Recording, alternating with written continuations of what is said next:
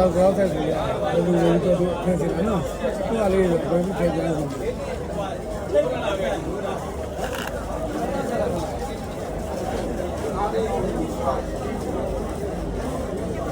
ီကနေ့ပြန်ဒီနေ့မှယူလာဘုရားငါဘုရားမလေးရ